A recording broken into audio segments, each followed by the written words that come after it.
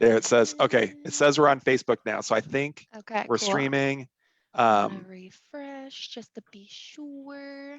Mine doesn't quite say it. Usually I'll get notified. There's the notification. Okay. Awesome. Bear Awesome. with us if you're seeing us on Facebook. So I We're just think getting I'll get ourselves notified. There's organized. the notification. Okay. Sorry, that was me. No, it's okay. It happens. A lot of times too, like when we put the stream up, it'll come up in like an Explorer tab. And I'm like, who wants that? Nobody wants Is that even a thing anymore? No, but that's what it like automatically. Zoom just thinks that I want it to open Explorer. And I'm like, when have I ever done that? I haven't. Do they still update Explorer? Like, is it even, like, for real? Is it even a thing? I don't know. That's a good question, but you know, It probably what- comes pre-installed on all of our PCs, you know? yeah. It's they've still got a grip on us somehow, but whatever. But also, will you hit record and Oh yeah. we'll Geez, thanks. intro ourselves in You ready? here? Good. Here we are. Yep. We're Beautiful. All right. Hello, everyone. Welcome into day 2 of July Wellness Week. And today I am joined by the lovely Dr. Jason Bradley and our enrollment assistant, Melissa. So thank you guys both for joining me today. Today, again, day 2, we're chatting all about hydration. So we're going to chat through, some observations and considerations around, a hydration habit. And just to kind of give you guys a little bit of a preface, with our private clients, we have this class or call that we were doing, basically working through what we call our Epic 5 self-assessment. So we have this form or questionnaire that our clients fill out generally once a month, basically where they rate themselves on a scale from 1 to 5 on our Epic 5 pillars. So that would be hydration, diet, movement, stress management, and sleep.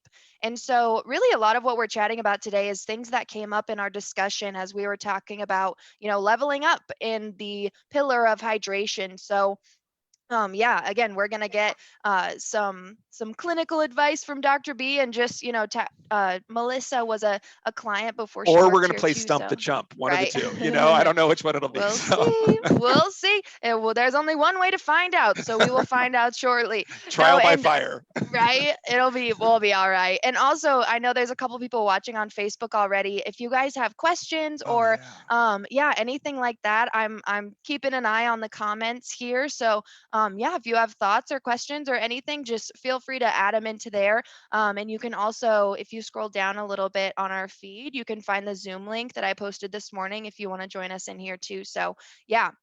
But without further ado, let's chat about hydration. So yeah, I'm curious to kind of put you guys on the spot a little bit here. And Dr. B, I'm curious, in terms of hydration, we have a recommendation for women to shoot for, 100 ounces a day and men to shoot for about 125 ounces a day. Can you tell us a little bit about why that is? I like to see people use the bathroom a lot. That's why. No, I'm just teasing, and we'll talk more about that, I know. But ultimately, it's a good question. I mean, when we were setting, let's just talk quickly about why we would talk about hydration, right? Yeah. Ultimately, with the Epic 5 pillars, those pillars that you talked about, hydration, diet, movement, stress management, sleep patterns, that's really an amalgam of 2 decades plus of practice. My practice has always been outcomes oriented. What I mean by that is, when I take on a client, when I take on a patient, we talk about what their goals are, right? And we really want to dive deep into what those goals are. And so I call a successful case when we help people with their goals. A lot of those goals are, management of symptoms, reduction of symptoms, et cetera. And then I also call it a win when we get reduction of symptoms and on laboratory work, things are looking better, right? Mm-hmm. So one of the things that I noticed across the board was that overwhelmingly, the majority of the patients that I've been working with start our programs dehydrated. And I don't just mean they're thirsty. I mean, when we look at their labs, their specific gravity is off, their albumin, albumin globulin ratio, bilirubin. I mean, there's laboratory markers that we can look at that can tell us if someone is dehydrated, right? So we're able to say, hey, Jenny is dehydrated and Sally is not dehydrated. We can define that. And I would say it's overwhelming. I would say that overwhelmingly, I don't even know what percentage. Nat, do you want to guess?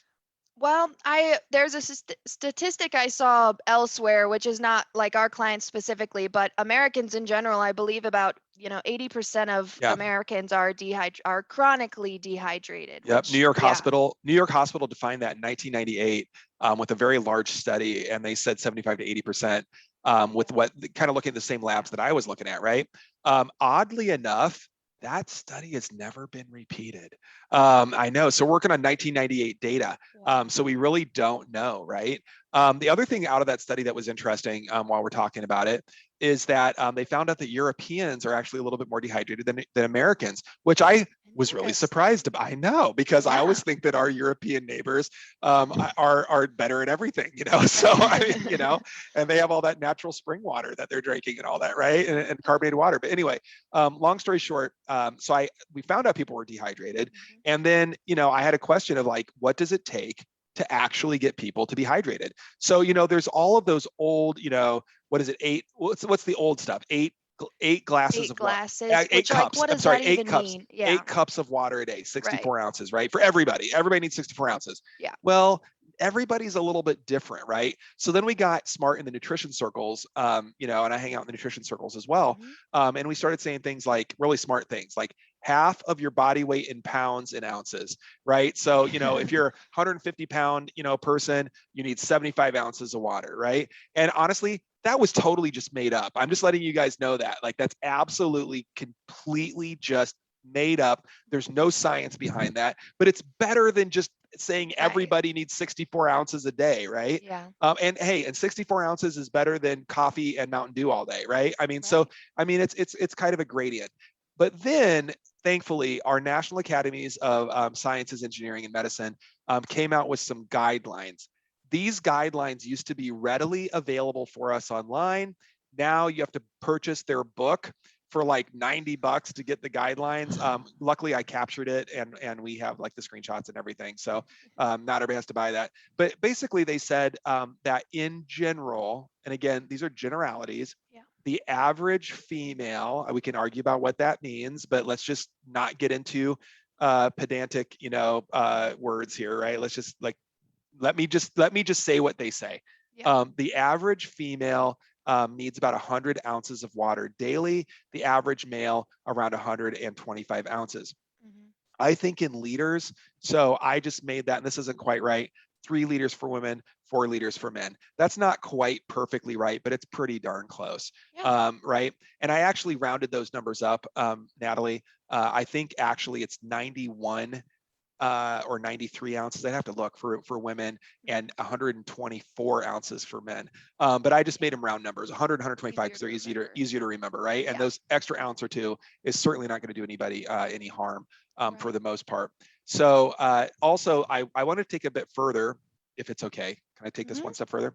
Sure. Because I wanted to make, that's a lot of water. I Yeah. mean, let's just start with this. And by the way, we're talking about water. We're not talking about fluids. We're not talking about, oh, I have a gallon of coffee every day, so I'm getting my water intake, right? Right. Because everything that's not water, we're trading something off. So the caffeine is a diuretic. We lose, a little bit of water through that. So we need to replenish that water kind for kind. So if you have a cup of coffee, you need to add a cup of water onto what we just talked about, right? So cup of fruit juice, cup of water, right? Please don't drink fruit juice. It's full of sugar. But anyway, beyond that, I had another question, that seems like an awful lot of water. Can somebody drink too much water? So that was the next area that I investigated. And just so that, I mean, and again, this is for the average person that's not on medications and that does not have kidney failure, right? So, I mean, we're talking about the average Joe off the street. Right. The National Kidney Society says that our bodies can process up to 1 liter per hour. So that's a whole lot of water. And I don't think anybody's drinking 24 liters of water a day. I hope that you're not. In 22 years of practice, I've seen 2 cases of something called hyponatremia, which is low sodium levels. And both of those people were on certain medications that cause that as well. So even drinking, like I said, this recommended amount, 100 ounces, 150 ounces, we don't see problems with that. So that's where those numbers come from. Did that help? Yeah. Yeah, that did. And to kind of take a pause, I want to chat a little bit about like what people might experience when they are dehydrated, and kind of along with that, as we rehydrate the body, the huge difference that can make. And yeah, I'll just name off a couple and then you guys can kind of add to it as we go through it. And one of the biggest things that comes to mind is inflammation.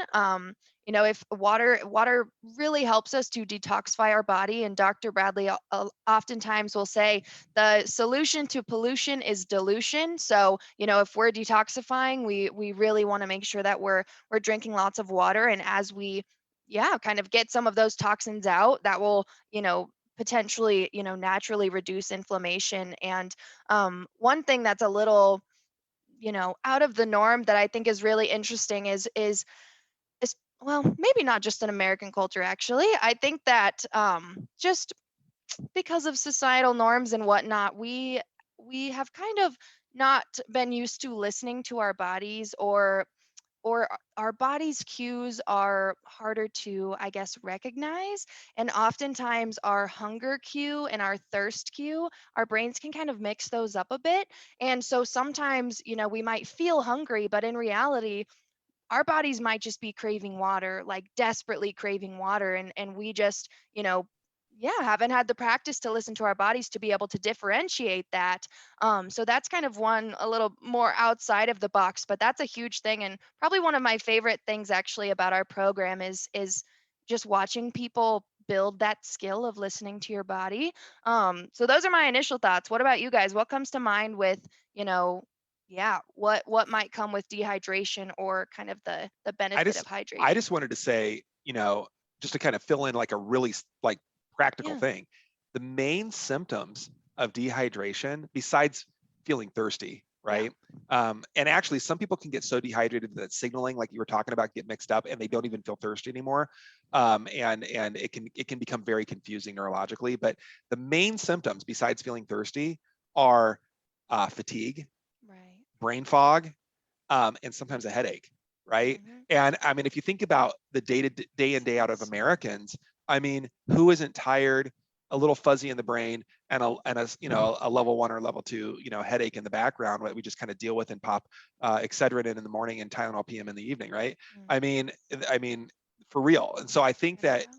when we start seeing people hydrating, some of the cool things that we see are that besides their thirst is quenched, or they start to feel better, they're not as hungry, so they start to lose weight, they start to have more energy, they're not as tired. That Yeah. headache that they've had chronically for 20 or 30 years miraculously disappears, Mhm. just with water, and they're able to think more clearly. So Yeah. I think that those are the big things. When I have a patient that comes in, which is every patient, just about, I'm really tired, I can't think straight, I've got a dull headache, I can't lose weight, I'm inflamed, I have pain, I'm like, you're just dehydrated. That's part of what's going on. It's not just, that's a bad word, but part of what's going on It's is a that you're big part of dehydrated. it. It's a big part of it, Yeah. right?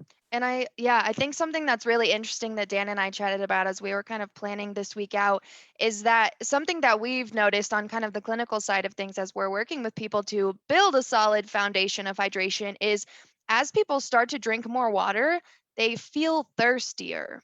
And that, yeah, first is like, what?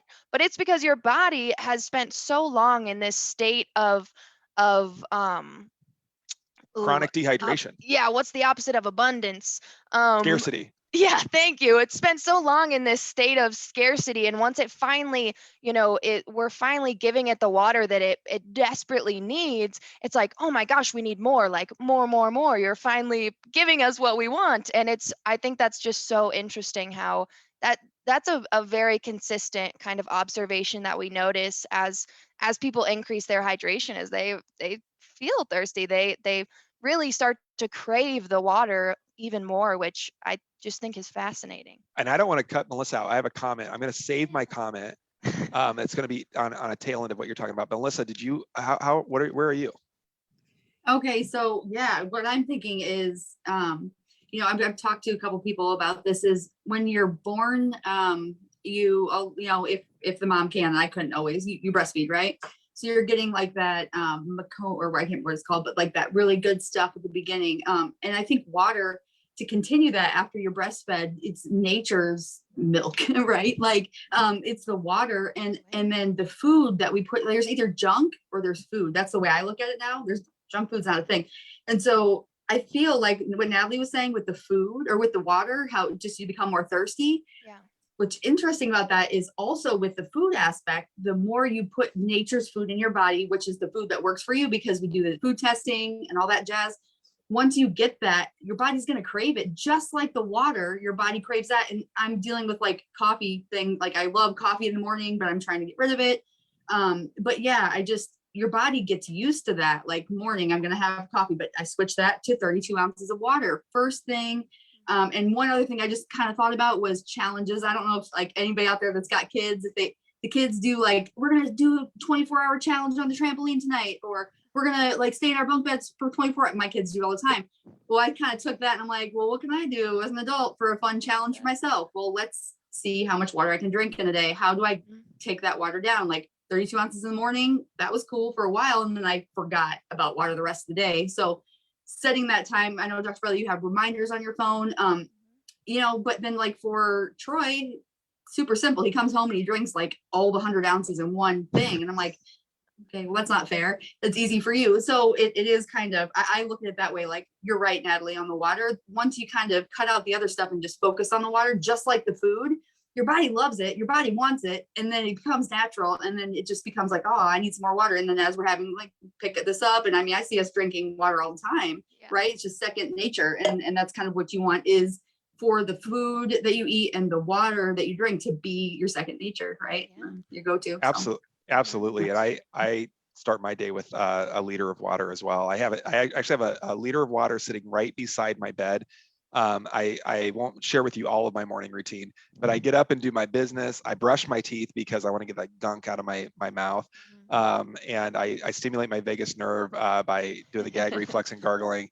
And then I actually come in and I drink that liter of water. It's like within just a couple of minutes of waking up. And coming back to what Natalie was talking about with abundance and scarcity, there's been a lot of research done on the brain's interpretation of our environment, right? And when we tell our bodies, hey, we have plenty of water, clean water readily available, our bodies go into this state, our cells actually start working differently and go into the state of abundance where they just work better, they're more efficient. And I think that that's pretty awesome. So I love that. The other thing I wanted to share too, kind of like when you start drinking water and you get more thirsty because your body, wants more of a good thing, right? Because it's been so chronically dehydrated.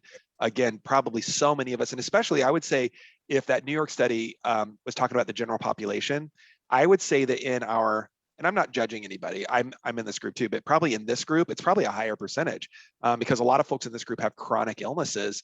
And, again, chronic dehydration can feed into chronic illnesses as well. So it's probably a little bit higher here.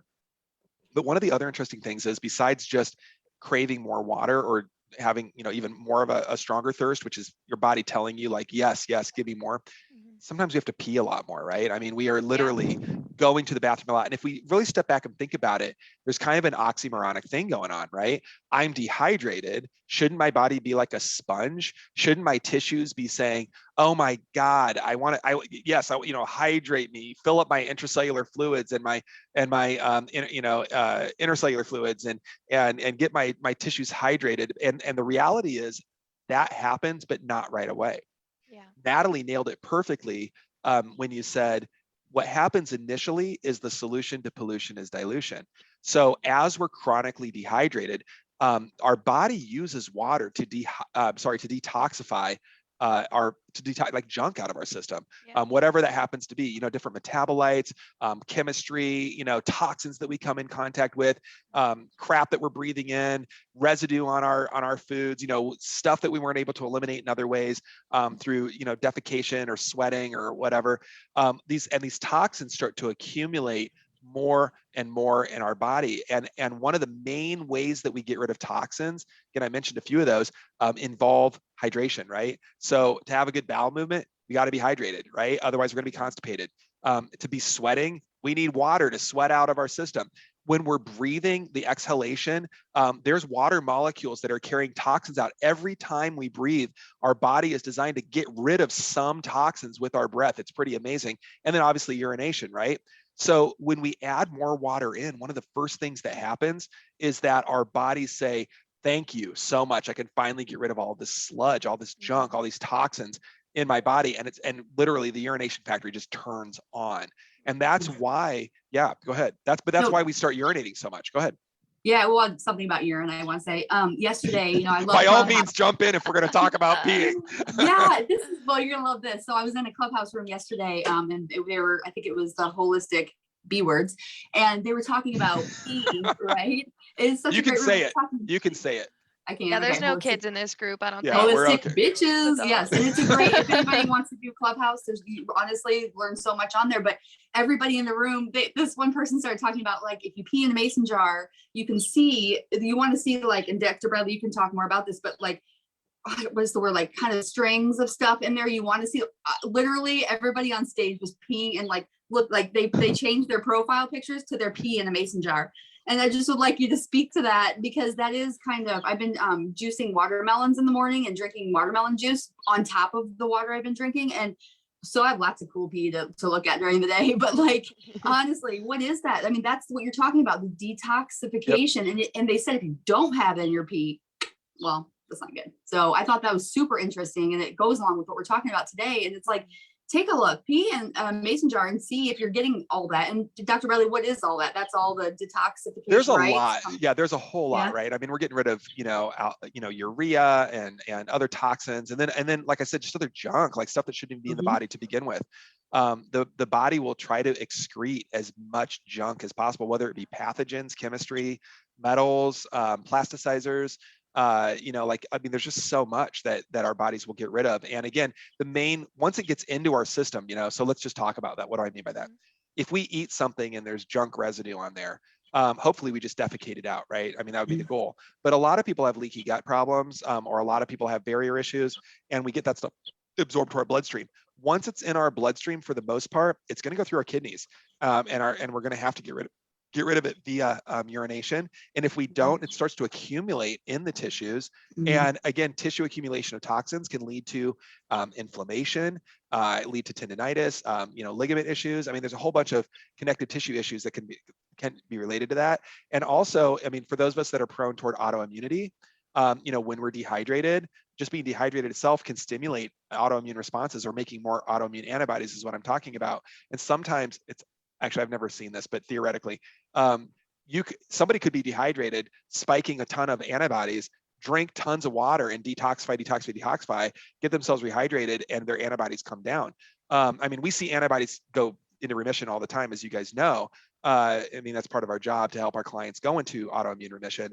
And we're very good at what we do. But part of that is making sure that they're hydrated.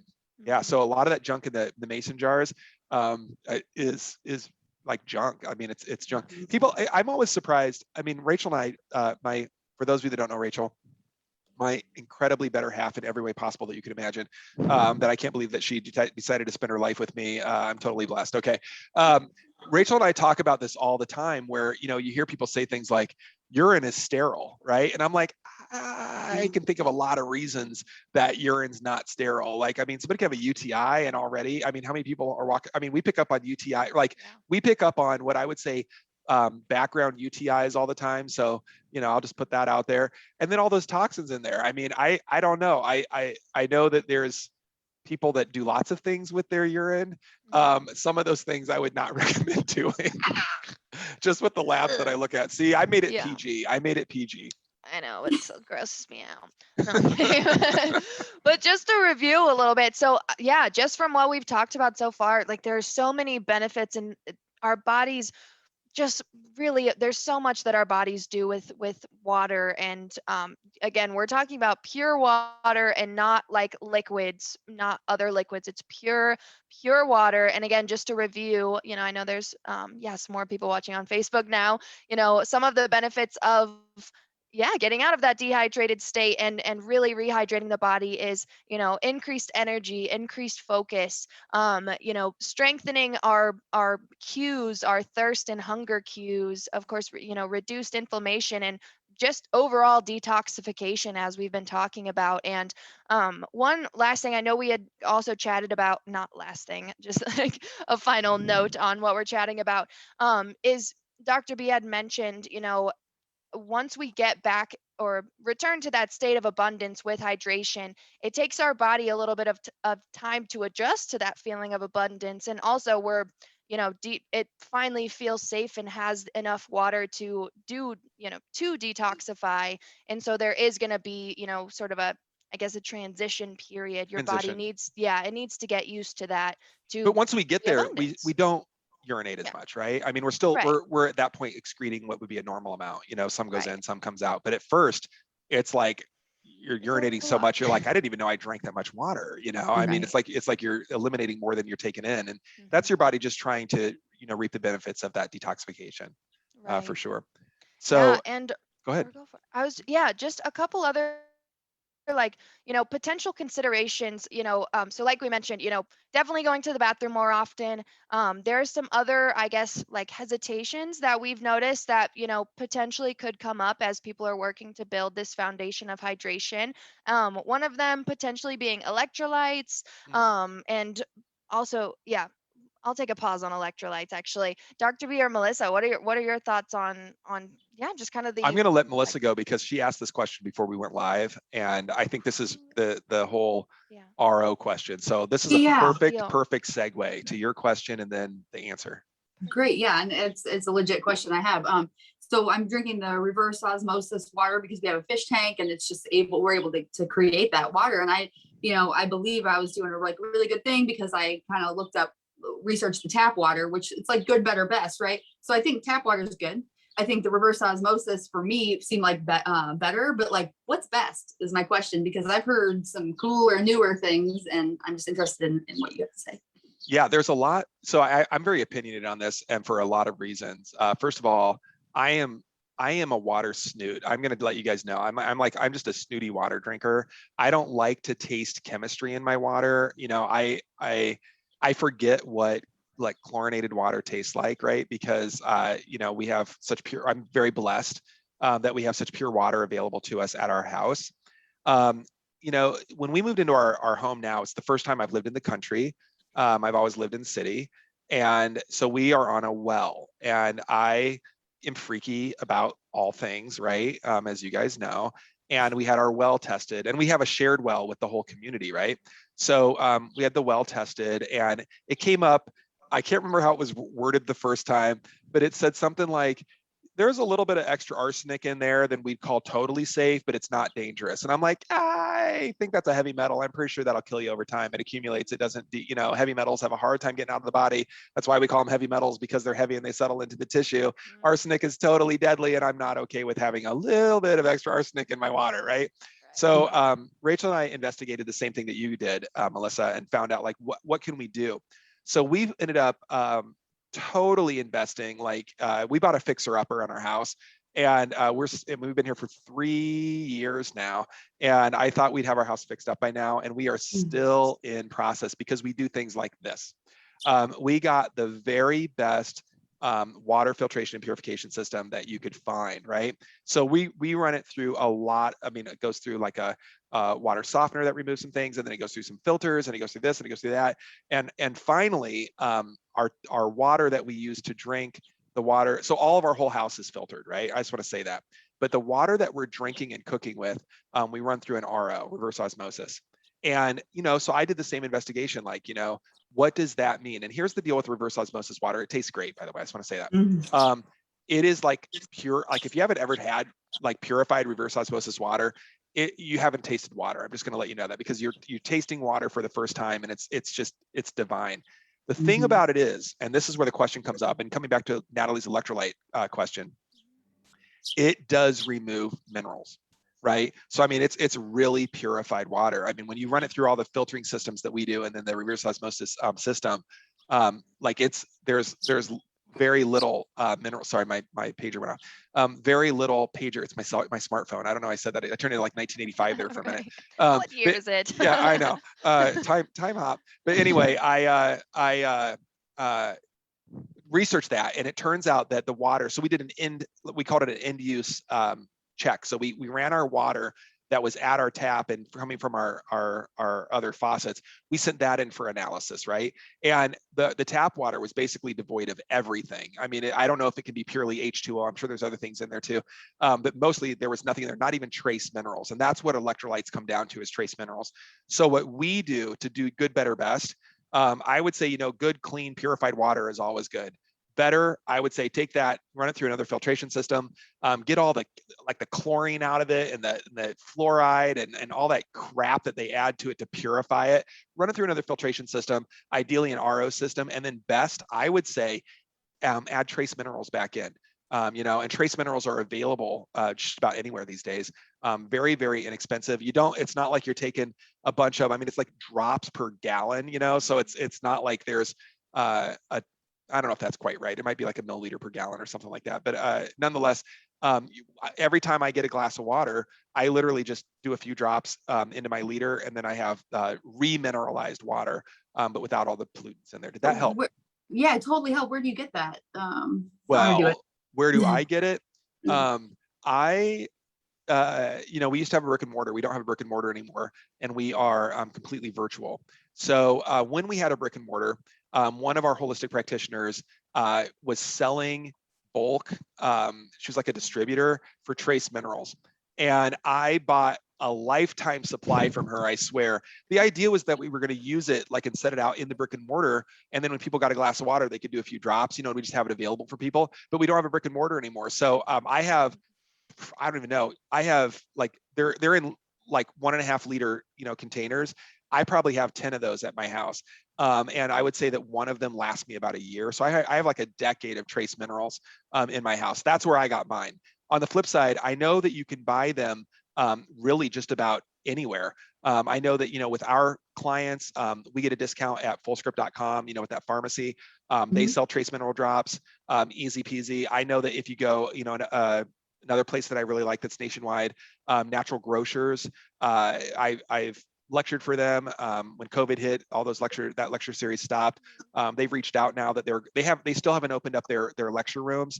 But I'm excited that one of the people over with Natural Grocers Corporate reached out to us and wants to restart that with us. So we'll be going around lecturing there. But Natural Grocers, I'm sure, sells trace minerals. I'm sure that a place like Whole Foods, if you want to pay, you know, $6 million for an ounce, I'm teasing. I love you, Whole Foods. Thank you for being there. But you know, they're expensive.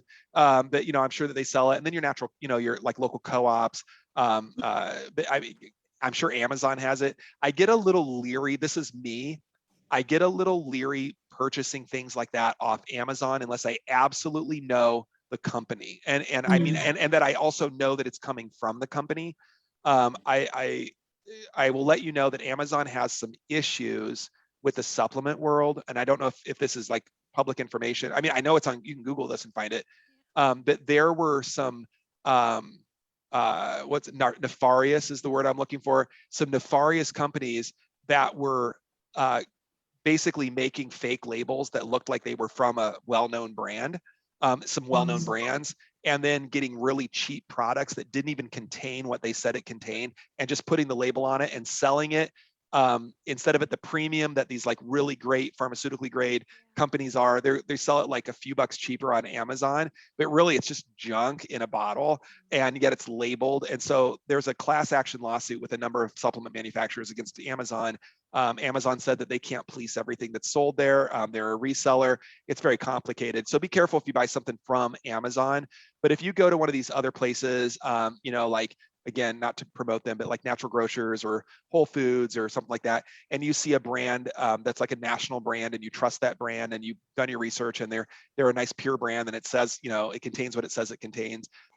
That company is probably purchasing it directly from that manufacturer. So you can almost be assured that if you don't get it from Amazon, you're probably getting a more real product. But it's available everywhere. That was like a $5 answer for a 5-cent question. I'm sorry about that, but it's a complicated answer, you know. Yeah, I appreciate it, and I gotta say, I like that you shared that you're a water snob, because I am too. Like I'm really weird about the taste of my water. I kind of have been for the last couple of years, but more so now that drinking water is so important. It's like, why wouldn't you become a water snob or care about what it tastes like if that's the only thing you're putting in your body? And I love how the reverse osmosis tastes, but I just knew I was missing something, and thank you for sharing that, because that's exactly what I'm missing. It was that Yeah. easy to add it back. So cool.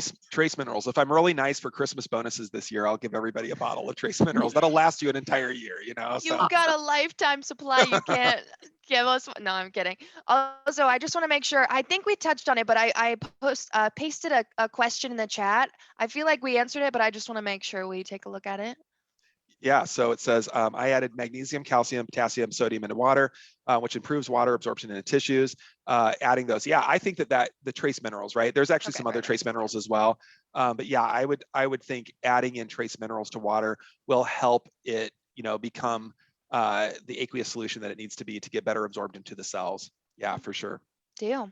Plus the minerals themselves are actually used. So what's really cool is the body will separate those minerals and use the minerals, in your biochemical pathways as well. So it's pretty cool. Yeah, that's awesome. And there was a comment earlier too when we were chatting about going to the bathroom a lot, and someone had mentioned, it's not very much fun at night, which you're not wrong, Lauren. But I thought that'd be a nice time to chat a little bit about hyperhydration in the morning, and we kind of touched on it a little bit. Dr. Bradley mentions, one of the first things that he does in the morning is drinking a liter of water, and you don't necessarily have to do the full liter. I like to shoot for, maybe 20 or so ounces, sometimes more than that if I'm feeling it. But I really found that, or yeah, even just within my health coach experience, we've found that, having some more structure, if you can, to like your hydration habits. So trying to, like I said, using that hyperhydration in the morning, and whether you have to, set reminders for maybe later in the morning or earlier in the afternoon, trying not to, have to play catch up kind of later in the evening, which I know life happens, and, it might happen again. But yeah, just kind of considering that, like the timing of your hydration, like when are you drinking the most water, and how could you maybe, adjust that to have it, shoot for kind of earlier in the day. And let's see, someone had commented, And I thought, I would comment on this too, just real fast. yeah, One of the hardest things that we have sometimes, and Melissa has been with us for a couple months, but Nat, you've been with me long enough to know this.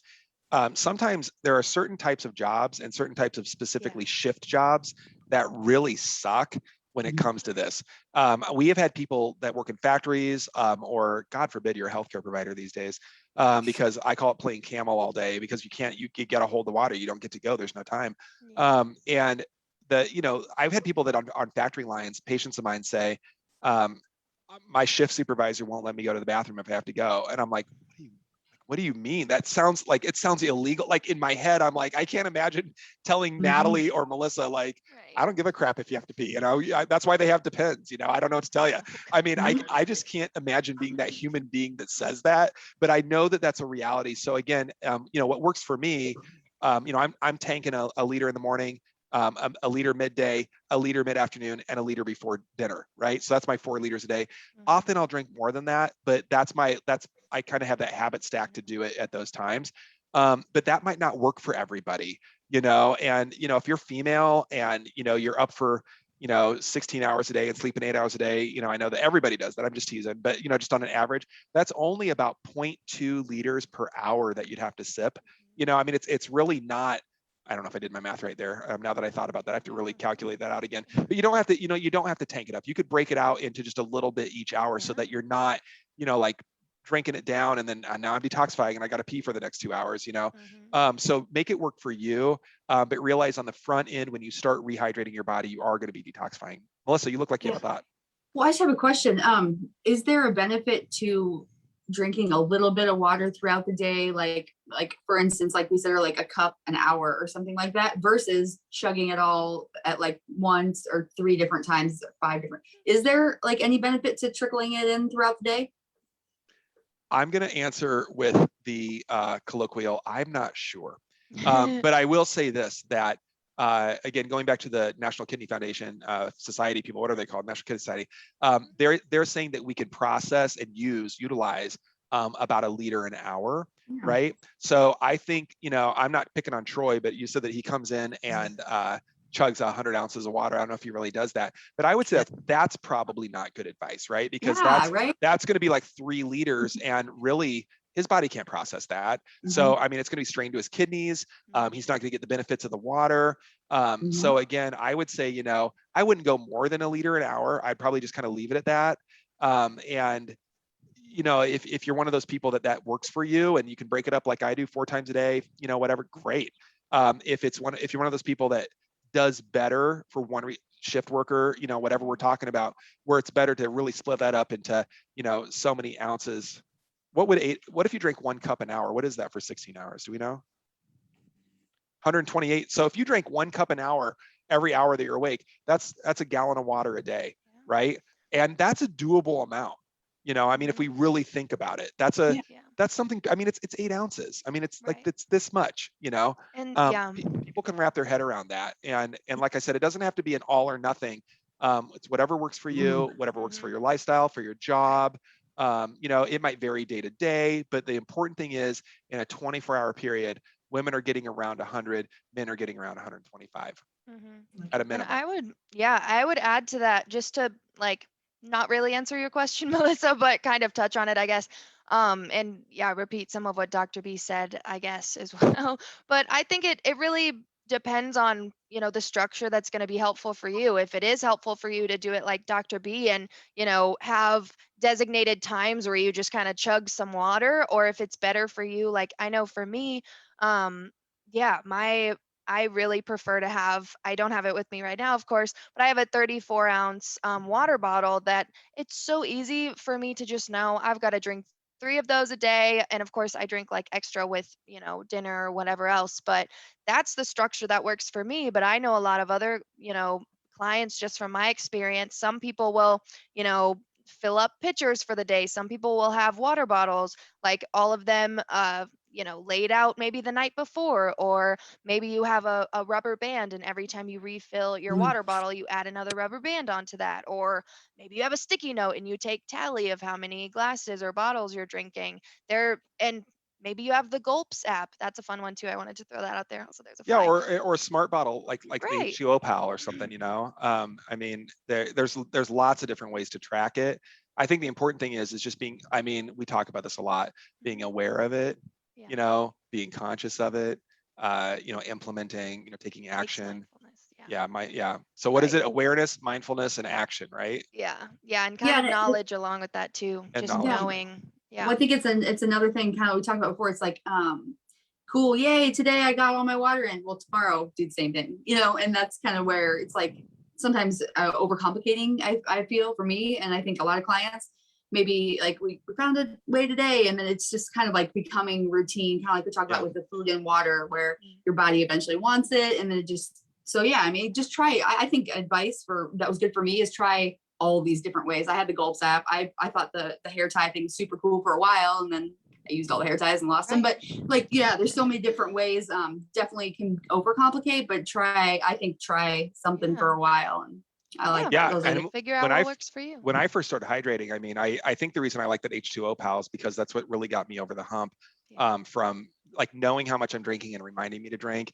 And just to let everybody know what it is, it's a smart water bottle that it has a certain weight to it, right? And so it's, I don't know, it's teared out or whatever that is. When you fill it up, it knows that it's full, and then every time you drink it and set it back down, it sends a signal over to your smart device. So I have an iPhone and an Apple Watch, and it even like syncs to my Apple Watch, where every time I take a drink, you know, it's measuring the number of ounces. And then if I haven't remembered to take a drink, you know, in a while, it'll actually send me, like, my watch will vibrate if I'm using it. My watch will vibrate and say, hey, you need to drink some water, right? And I kind of like that. And again, if anybody wants to look at that, it's h2opal.com, and we have a coupon code there to get like $20 off or something like that. And it's Epic FMC. So EPIC FMC. I'll put that in the chat. Yeah, sure. And feel free to use that. We don't get anything from that, just to let you know. I like their product so much that I just asked them if I could have a discount code for my peeps, and they gave that to me, which is cool. The other thing I'll say about that, now it's like a sales thing for H2O Pal, but the other thing I'll say is it's a glass bottle, which is really cool. I'm really also weird about using plastics with my water because of different plasticizers and different types of xenoestrogens, and we could go on and on. That's a whole topic on itself. So I use glass or like a stainless steel, right? That's all that I use. But nonetheless, this is a glass bottle, and glass has great benefits, but it also comes with the chance of breaking it, right? So I was getting out of my car one time and I had my H2O Pal bottle, and it just I don't know how it fell, but it fell and it shattered. Like, I mean, and it's a thick bottle, but it broke. And I was so disappointed because I didn't get the $20 off when I ordered it, right? And this was like an investment for me. I mean, they're not like $1,000, but you know what I mean? It was like a pricey water bottle. I mean, all water bottles are pricey. This is like a pricey water bottle plus a smart device, right? So I contacted the company and I said, hey, I have all the, like, I have the weight, I have the top, I have the rubber grip. Can I just buy the glass bottle part of it? And I don't need anything else. How much is that, right? They sent me a whole new H2O Pal for free. They didn't even, they're like, glad you got a hold of us. So nonetheless, I was totally impressed with that company. And that's when I fell in love with them. So Deal. again, And yeah. there was a question that came in the chat, and it goes along well with kind of what we're chatting about. Really, just finding structure. Figuring out what works best for you in terms of maybe the bottle you want to use. Do you like cold water, or hot, or warm, Yeah. lukewarm water? There's so Yeah. many ways to make kind of your hydration habit unique. And someone had asked that they have limited taste, not COVID, lol. Drinking water is not especially satisfying for me. Is adding anything an option that wouldn't hurt the benefits? Yes, indeed, there is. So the first thing that comes to mind for me, simple, easy peasy, would be like lemon or lime juice. That's going to help also with, kind of the electrolyte balance, and also, that's a healthy acid that we're getting into, so that, also Stimulates could help. digestion, and yeah, there's Exactly. a ton going on there. I agree with you. Mhm. Yeah.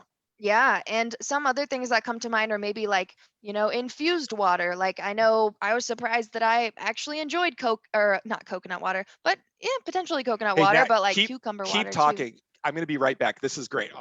Oh, he's gonna go grab something. Does he have infused water? But yeah, like infused water, maybe like cucumber water, or like raspberries or strawberries, maybe even blackberries kind of infused into your water. There's also a um this wouldn't, I guess, technically count for like your water intake, but just, a little way to spice up your water. Oh, goodness gracious.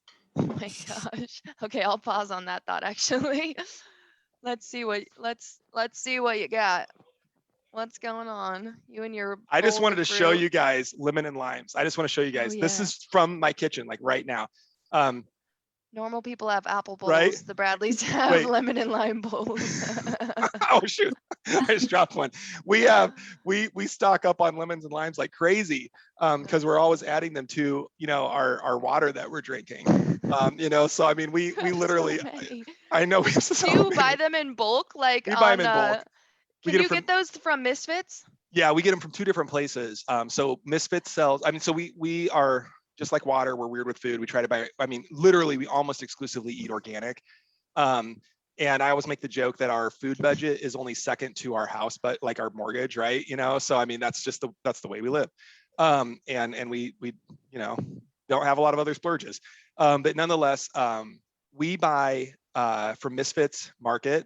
And I actually have a coupon code for that too. I think right now, I could be wrong about this. They were offering $20 off your first order, and minimum order is only $30. So, I mean, we can try to post that too. I'll try to find that. But nonetheless, Misfits Market, I really like, and order what you want when you want.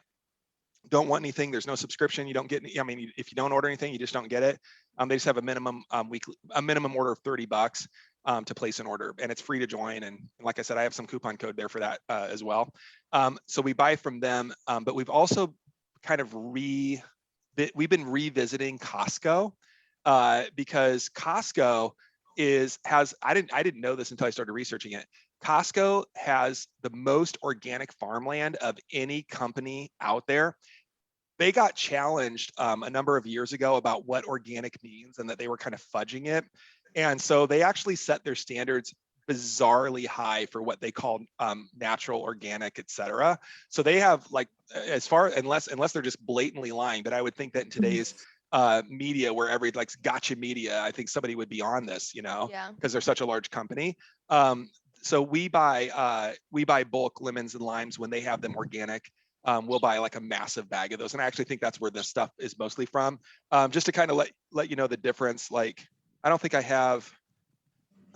don't have the ones from Misfits. The organic lemons and limes from Misfits are a tad smaller. I don't know why, than the ones from Costco. I don't know why, but just to let you know that. But relatively all the same price.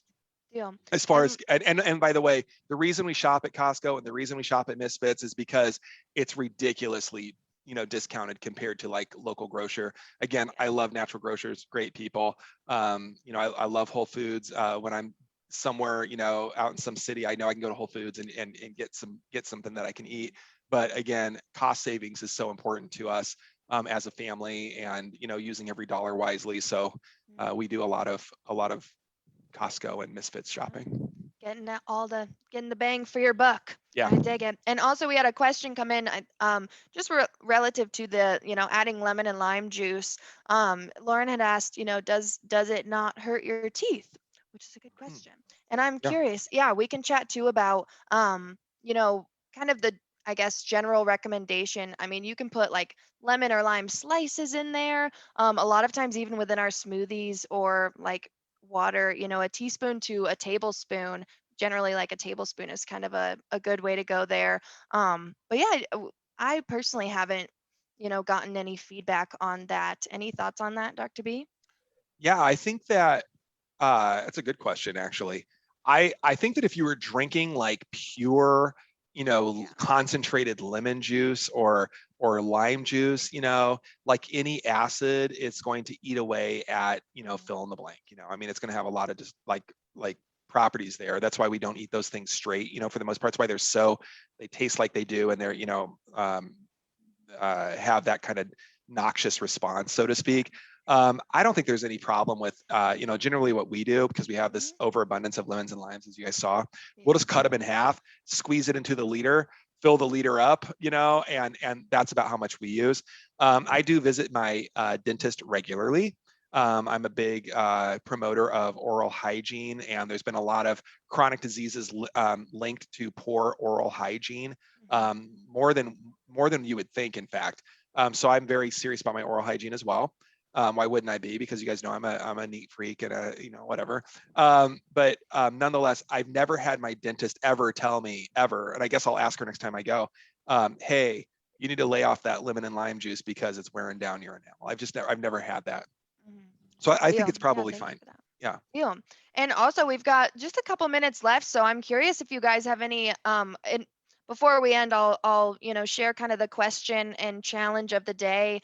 We have a challenge slash question of each day of this week, and if you comment, I'll post it immediately after this call. If you comment on that, I'll send you the guide for today, which will just have resources and you know, anything that we kind of chatted about today, along with the recording for this call as well. But before we do that, Dr. B and Melissa, also thank you again for joining me, and thanks to Thanks for everyone having in me. Facebook. We've had kind of on average about 3 to 5 people in here the whole time. So thank you, Facebook people, for joining us. We're so excited, and we just I love Wellness Week. It's just exciting, and our group is growing every single month. So it's exciting to, yeah, just help people. So any final thoughts, parting words of advice? I had kind of one thing that we sort of touched on, but I know we only have a couple minutes. Dr. Bradley, if you can talk a little bit about the whole like we're thirsty instead of hungry type thing, because you know, like I put like a magnet piece of paper on my fridge that says, "What are you looking for?" Meaning like, right. what are you looking for? Like, are you looking for food? You guys, have you drank some water first? And that's what I've been trying to implement in my house is, are you just thirsty? And I kind of get the concept in actually just watching the kids drink some water first and then wait a little bit while, and maybe they don't need a snack. But what's the science behind that, or what? Yeah, I'll try. Boy, I've got exactly 30 seconds. I'm just kidding. I'll stay here as long as we need. The short end of that is, you know, when we let's go back to the main symptoms of being thirsty or being dehydrated, right? So fatigue being one of those, right? When we get tired, our body starts looking for instant fuel, right? So again, it doesn't matter if you're hungry or not hungry. The body is it's kind of like a dying fire, so to speak, and it's looking for gas to put on the flame, right? And so a lot of times, a lot of us will start craving things like carbohydrates, as an example. And it's kind of the go-to, like oh, I'm hungry and all I want is I just want carbs, carbs, carbs, carbs, carbs. And it's because again, our body's looking to try to like wake up a little bit. As we all know, that's a horrible short and long-term plan. On the short term, we might get a little boost, but then we're going to get a sugar crash. On the long term, our body's going to become insulin resistant, and we're going to start taking that carbs that we ate and pack it on as body fat. And as we all know, that being overweight and obese and/or obese accounts for almost every chronic condition that you could imagine. And in fact, what is it? I think last time I looked, 40% of Americans are obese, and another 35% are overweight, and or quote just overweight. So 75% of the American population is either overweight or obese, and it's because we've just forgotten that we don't have to give in to that impulse, right? I mean, a lot of times that fatigue is, I mean, first and foremost, could be due to dehydration. So if we're tired and hungry, I would say drink some water. It's one of the reasons that I drink a liter of water before dinner, is so that I get that distension of my stomach, right? And as the stomach stretches out a little bit, it sends a signal to your brain that it's full and it doesn't need more food, right? So it's you're satiated a little bit more. So I end up eating, hopefully, a little bit less for dinner, because I try to not eat the heaviest dinner in the world, or at least late. Because again, I'm probably doing most of my movement activity during the day, and I don't want to just sit there with those calories in me. I want to give my body time to, eliminate and detox and all that jazz, and not just work on digestion and whatnot. So again, I think that the confusion comes in that from a very young age, we're just, oh, if you think you're hungry, eat. Like, listen to your body. If you think you're hungry, eat. I would say listen to your body. If you think you're hungry, and it seems appropriate that you're hungry, maybe you're hungry, but I would drink some water first and then go look for food. So if you're hungry, think water, like what'd you say? Water are you looking for? What I are like you that. looking for? I love that. I've never heard that before. It's great. I think that, go to water first and then start thinking about food. I have Did a that help, follow-up Melissa? question. Did that help? Oh yeah. Yeah, that totally helped a ton. I love it. I knew some of that, but not all of it. And then just explaining that to the kids as well, like the whole why, and mom just wants to drink water. Well, you mentioned, that's not. I don't know if it was on this call or another call that we were on. Gosh, I feel like I'm hanging out with you guys all day, so it's great. But you were talking about changing generations, right? I think that was on our other call. And I think one of the things coming back to is that we're not taught from a very young age to think this way. We're not taught drink an ample amount of water, think in abundance. If you think you're hungry, drink water first and then think food. I mean, if you're tired, you don't need some sugar, drink some water. I mean, we're not taught that. And what's cool is, like, these people right now in this group, I don't know if it's our generation, because we are all different ages here. But everybody that's in here, if we just start implementing, and again, a blatant selfish plug here, the Epic 5 plan, right? Hydration, diet, movement, stress management, and sleep patterns. If we start implementing it, the generation that's behind us, our children, will emulate us, right? It's mostly conditioned and learned behavior, right? So they'll grow up with a different idea than what we grew up with. I mean, God, I don't want to tell you what I grew up with. And then of course, when they're older and they have children, and it's like we broke that generational pathology. And I think that that's one of the coolest things that we can do in with what we're doing and what we're talking about, is breaking generational pathology. Amazing. I love it. I have one final question that came up as you were chatting, Dr. B, just about the hydration that you do before dinner time. And I've gotten this question a couple times, Can I predict the question? Yeah. Is it, I heard that if you drink water when you eat, you don't digest your food as well because we're diluting stomach acid. Should I not drink water while I eat, or is it fine if I drink water? Yeah. So what are your thoughts? Nah, drink the water. That's what. Yeah, I drink the water. I just Um, wanted to clarify that. I know yeah, I that mean, a lot of people are curious. our stomachs are like, it's not, first of all, a lot of us can't produce enough stomach acid. Let me just start there anyway, right? Which is why with the Epic 5 plan, when we look at the foods, and we're say one of the food groups, I don't know if that's the right word, is acids, right? And we're always talking about incorporating lemon juice and lime juice and apple cider vinegar for the citric acids and the acidic acids, because again, we're helping the body digest, right? It is true, totally true, that if we drink a ton of water, we're diluting that acid. It's totally true. But at the same time, we're also providing the body the cellular support, the fluid support, so that it can produce more acid. Because what's the main component of acid? Water, right? If you're dehydrated, you're not going to make enough acid, right? So let's just go to the basics there. The other thing too is that stomach acid, totally important. Most of us are deficient in it, but also we have bile acids that can pick up the slack down the way with the liver and the gallbladder. And so we don't just have stomach acid, we have bile acids that are there as well, and they both work very similarly. Beautiful. Did that help? And we can always, yeah, it did help. And we can always add, lemon and lime juice in too. If you're worried about that dilution, then we can, that. How did I lemon and know lime that juice was going to will be the question? I It's knew almost as like we've soon been as you, doing. I was like, It's almost like right. we've been doing this for years and years and years, and had the same questions over and over and over again. Who knew? No, but that's why we're here. And yeah, just thank you guys so much for joining. And I want to share the challenge and the question of the day before we cut out here. And also, actually, before I get to the challenge and question of the day, I just want to let everyone know in this group. Next week, next Thursday, the 22nd, Dr. Bradley is going to be hosting On my birthday. interactive, on his birthday. So come celebrate his birthday with an interactive webinar. It'll be at 1:00 Central Time on Thursday. I've been posting about it every day. I'll post about it again today. You have to register to save your spot. If you don't save your spot, you're not going to get the link to join. And they get an interactive PDF, right? Yes. Yep. Yeah. So you get an interactive PDF and you get to hang out with Dr. Bradley for, an hour, 90 minutes, probably longer than that because he likes to talk a lot. So 15 minutes to 3 hours, I Right. mean, we'll see how it goes. We'll see. But No, yeah, but so we'll join answer us then. questions in real time too. Like Right. I've never done a webinar like this ever. Every other webinar I've done has been more like a lecture, and I'm curious to how this is going to go, and I'm excited about it.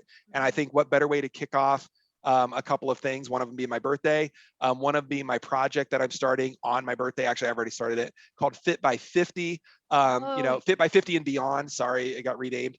Fit by 50 and Beyond, laying down the foundation of health, talking about, biomarkers of aging and all kinds of wonky stuff that I'll be sharing with everybody as the year goes on.